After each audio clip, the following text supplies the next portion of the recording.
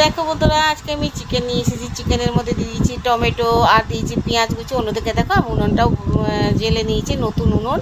আমি ইউটিউব দেখে করেছি। উনুনটা দিয়ে দিলাম, দেখো লঙ্কা গুঁড়ো দিয়ে দেবো, হলুদ গুঁড়ো। তার আগে সমস্ত রকম মশলা, আদা রসুন পেঁয়াজ যা যা লাগে জিরে বাটা সব দিয়ে দিয়েছিলাম। এইবারে দিয়ে দিচ্ছি হলুদ, দেখো লঙ্কা হলুদ দিয়ে দিলাম। দিয়ে দিচ্ছি আমি স্বাদ মতো লবণ।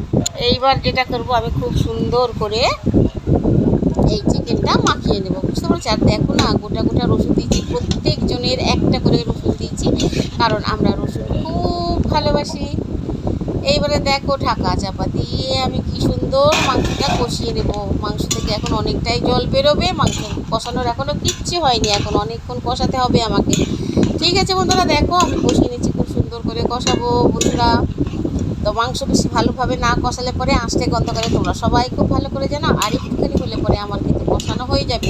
এবার ভালো করে মাংসটা কষিয়ে নেব। কষিয়ে নিয়ে তোমরা বলতেই পারো, বারবার বলছি একটা কথা, কি করব বন্ধুরা, কোনো উপায় নেই। দেখো অন্যদিকে ভাতের হাঁড়ি বসিয়ে দিয়েছি, এদিকে দেখো আমার মাংসটাও কিন্তু অনেকটাই কষে এসছে, জলটা শুকিয়ে গেছে। আর একটু জলটা শুকিয়ে গেলে আমার কিন্তু মাংসটা হয়ে যাবে বন্ধুরা।